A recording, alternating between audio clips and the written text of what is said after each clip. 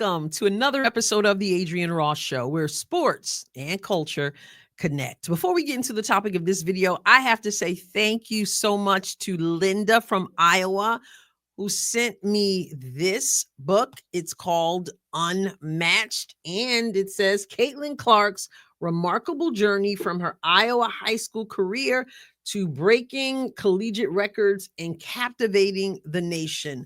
Unmatched. You see on the cover, she's signing a shoe and this bunch of pictures on the back. I'm going to enjoy looking through this book, all the various pictures, articles, etc.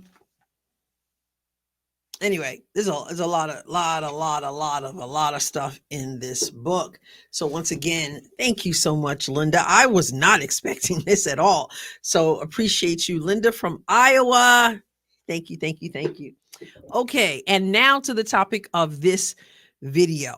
The Indiana Fever will play the Connecticut Sun this evening. This will be the second game without Caitlin Clark.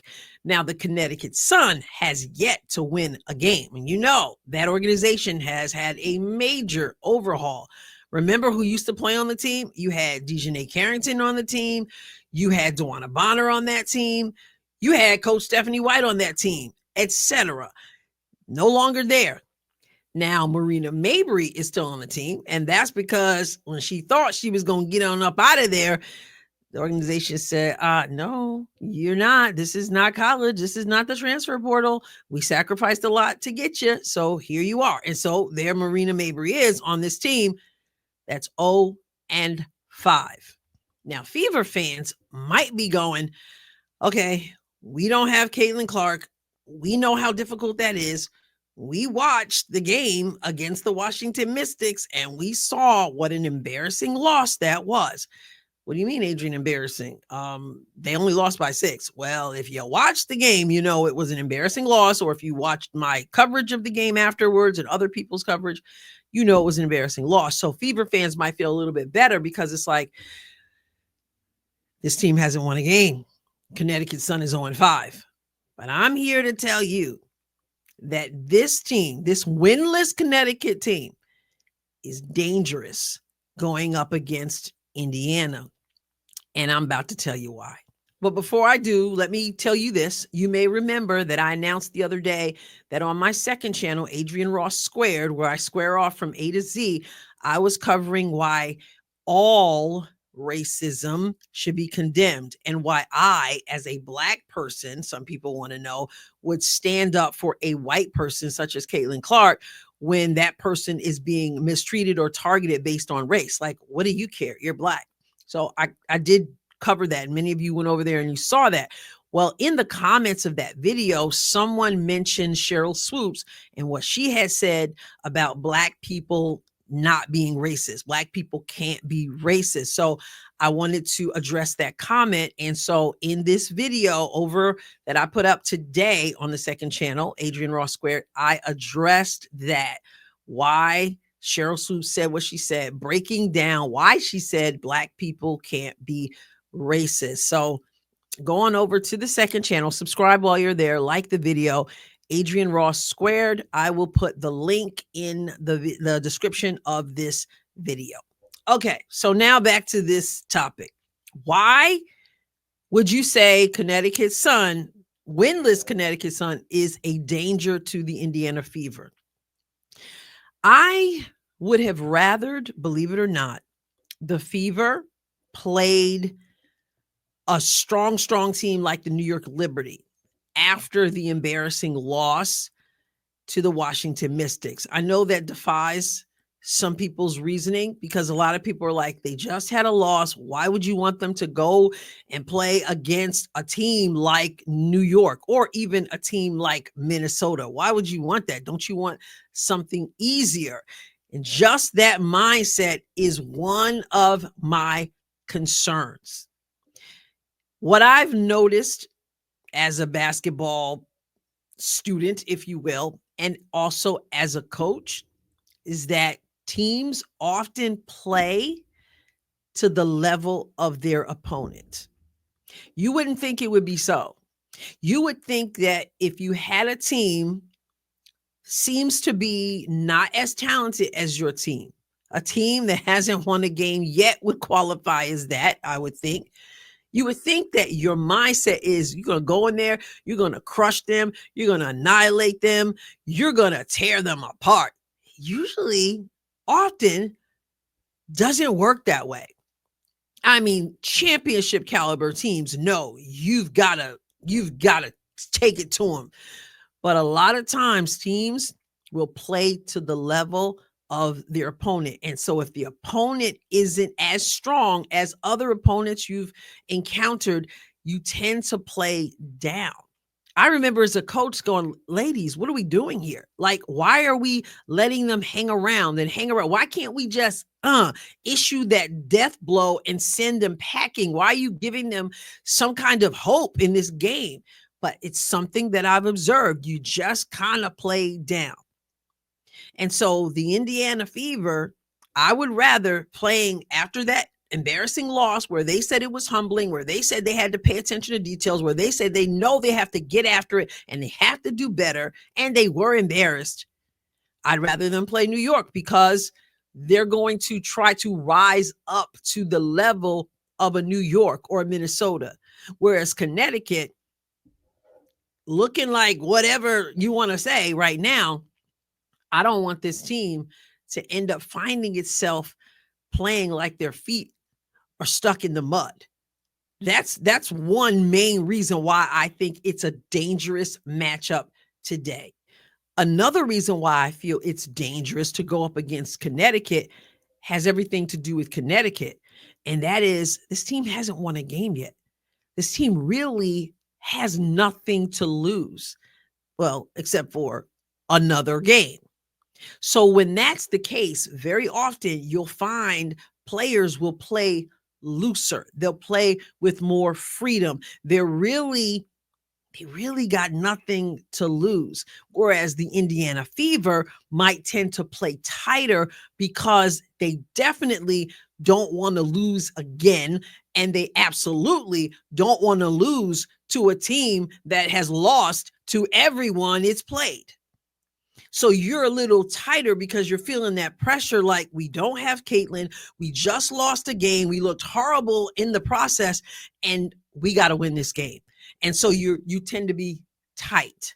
Whereas the other team that's winless is just looser, is just freer because they don't have the same pressure on them. Now, one might say, well, I would think if you've not won a game, then there's pressure. Well, listen, the onus is really not on that team to win. The onus is on Indiana to hold serve at home, so to speak. The onus is on Indiana to not look like Indiana looked last time. The onus is on Indiana to say, yeah, we can win without Caitlin Clark. The onus is on Indiana to stand up and defend #now you know. Connecticut, ain't nobody expecting nothing from Connecticut. Seriously, at this point, ain't nobody expecting nothing from Connecticut. And that means looser, which could mean a lot more dangerous. And also, for confidence sake, this Indiana Fever team really desperately has to win this game because another loss. I mean, it's only 2-3. It's early in the season, but another loss at this point, with all the hoopla surrounding this team coming together, confidence wise, could really be, I'm trying to find the word, could really be, I don't know. I'm not saying they couldn't come back from it. That's ridiculous, but it could really be difficult in terms of the morale, in terms of just believing that you can get through the hump, even during this unexpected absence of Caitlin Clark. So I know some Fever fans are like, oh my goodness, I'm so glad we got Connecticut. Like, we should be able to beat Connecticut. And that is dangerous. If the team is feeling like that, fans are going to be fans. But if the team is feeling like, whew, we done got that monkey off our back, we can breathe in this one, then they're already in trouble because Connecticut will be loose. Connecticut also realizes that Indiana has the backs against the wall. They know that the Indiana Fever don't want to be going down another game with all the fact that they lost and with Caitlin Clark being out and all they know that really the Fever's backs are against the wall.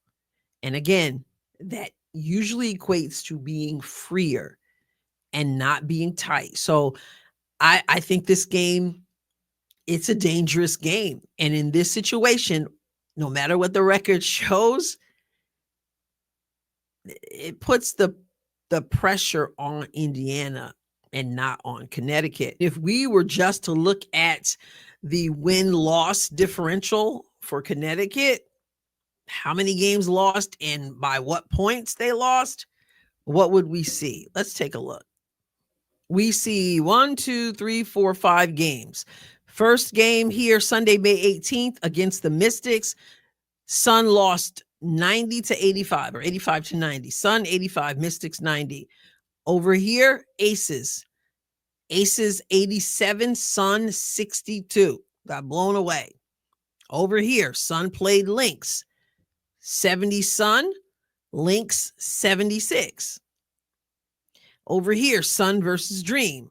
Sun 55, Dream 79. And over here, Wings 109, Sun 87.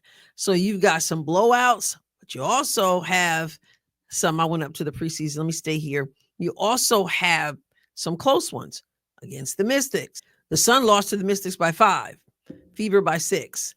But that doesn't really tell anything. It has to do with matchups and all those things. And then a blowout against the Aces, but a close one against the Lynx.